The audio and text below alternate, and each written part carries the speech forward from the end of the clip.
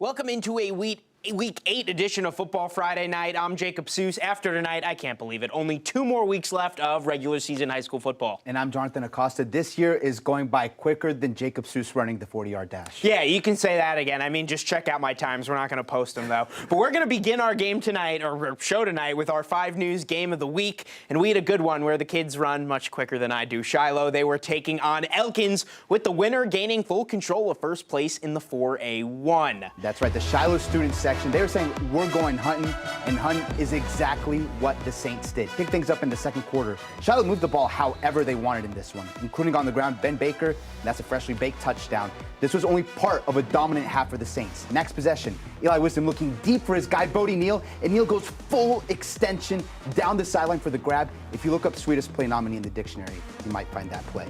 And that would set up this. Bo Williams rumbling up the middle. He's stripped here at the goal line, but Jacob Solomon is there. It's all right. I got you. The touchdown counts. Shiloh was up 43-0 at the half, and they hang a 50-burger, 50-0, the final. We like that. Now to Prairie Grove now, where the Tigers, they were hosting Gentry in another big battle in the 4A. First Tigers drive, they're going to get the ground game going. This is what they do best. Connor Falk with a big run up the middle, and they would score 2 plays later to take a 7-0 lead. But you know what they could do? They could also throw it. Second quarter, senior Peyton Higgins, he's going to head to the air. Great ball, great catch. Ethan Miller, he's gone for the touchdown. Prairie Grove in full control, up 2 scores. And right before the half, they want one more. Higgins with another cannon. And this time, Landon Semrod, he's going to make a nice grab. Prairie Grove would take a 21-0 lead into the half, and they would cruise to victory in this one. 49-21 is your final. We head to Oklahoma now, where the Poto Pirates were playing host to Moultrie. The Pirates, they were up 21-0 after the first quarter, picking up where they left off in the second. Hand off to Dylan Tucker. He gets low for the touchdown. Poto goes up 28-0. All right, you've seen the offense. How about let's give the defense some love here. On 3rd and a mile, Ben Brooks jumps the route perfectly, and he comes down with the interception, and they would capitalize with their great offense on that great field position. Todd Maddox, he's going to run it in. The Pirates, they were in full control before the half, 35-0. They would score 1 more before the break to take a comfortable 42-0 lead into the locker room, and they go on to take it by a final score of 48-0. The defense gets the shutout. All right, we're off to a good start here in Week 8, but when we return, we're going to head to Little Rock, where Arkansas is playing tomorrow, but also Greenwood, they were taking on Benton, who currently sits atop the 6A West standings. That and more when we return here on Football Friday Night.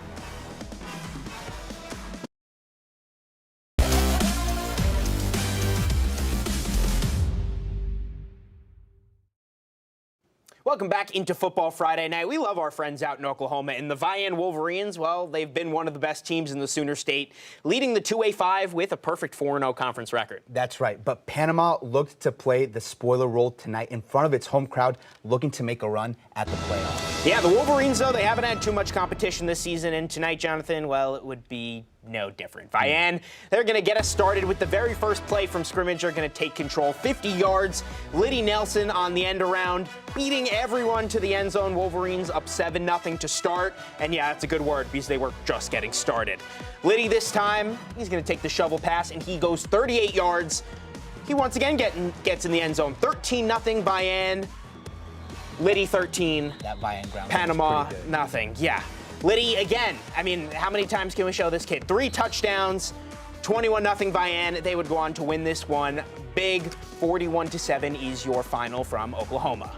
All right, over to the 7A, Battle of the Bulldogs. Fayetteville making the quick trip north up to Springdale. The Red Dogs receive the opening kick, march right down the field. Landon Phipps on the QB keeper. Cue the fight song. 48 yards to the house, and it's 7-0 Springdale. Would we have an upset watch maybe? Fayetteville says, not so fast. No. Dog. Leighton Fike with a touch pass to Dylan Cattell. He lowers his head and powers in for the score. Another Purple Dog score made it 14-7, and then they add to that in the second quarter. Omar Murray on the carry. He does a fantastic job to stay on his feet, just enough to dive into the end zone. Purple Dogs go up 21-7, and they take it by a final of 49-21. Let's stay in the 7A. We got North Little Rock welcoming the Northside Grizzlies to town. A lot of our teams playing in Little Rock tonight. And Walker Katsavis, he's going to get things started early for our Grizzlies. He's going to hit Kavion King For Northside, they would put this one in the end zone. We had a good game. It was 14-14. Back and forth we went all night long here in this one. Malachi Gober, just later in this one for North Little Rock, he's going to hit Felix Wade. Just wait for it. Good throw, good catch, and just like that. Oh, wow. Yeah, that's a good grab. And Randy Moss? Yeah, Randy Moss, Northside, they trailed by 7. But like I said, back and forth. Torrance Moore for North Little Rock, he's going to run it in. 28-14 charging Wildcats, and another tough loss for the Grizzlies. They dropped this one 28-21. All right, a huge matchup in the 6A. Greenwood on the road visiting Benton. In the first quarter, Benton's Casey Johnson opens the scoring. He runs it in for the game's first touchdown. It's 7-0 Panthers. But the Bulldogs came here to make it a game, though. Greenwood quarterback Hunter Houston back to throw, finds Brett Wood for the touchdown to tie it up. That was a 4th down conversion. That was a huge conversion. Bulldogs looking to score again, looking to do it through the air again. This time, after recovering a Benton fumble, Houston lost it to a wide open, and I mean wide open, L.J. Robbins. It's 21-7 Bulldogs on the road. However, the Panthers would protect home field all night long. You've seen Casey Johnson once, and it's not deja vu. You're seeing him again. Explodes here for the long run. That brings Benton to within 7, 21-14. All right, later on in the game, Benton going back to the ground game. This time, Strand Smith with the carry, and look at him dive in, extending just inside of the pylon. This game was back and forth. Benton actually scores the game winner with 2 minutes left. A crushingly close defeat for Greenwood. 41-40 is your final in this one. Wow, we're not used to seeing the Bulldogs lose these conference games, but don't go anywhere. We're not done yet. Still plenty to go here on Football Friday Night. That's right, including big playoff implications out in Little Rock for the Farmington Cardinals. See if they could get the job done next.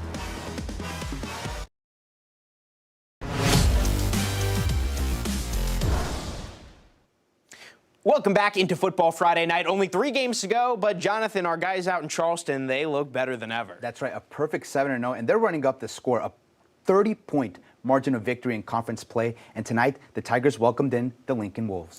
Yeah, the Tigers, they don't play nice. Looking to inch closer to that conference title, and I would say they did it again. Drew Moore here, though for Lincoln, they would play it close early. Long one to Kyler Calvin, who's brought down just short of the end zone. That's close. Inches. Cale Jones, short run here. Lincoln would take a 7-0 lead, playing a little upset alert tonight in Charleston, but here they shoot themselves in the foot.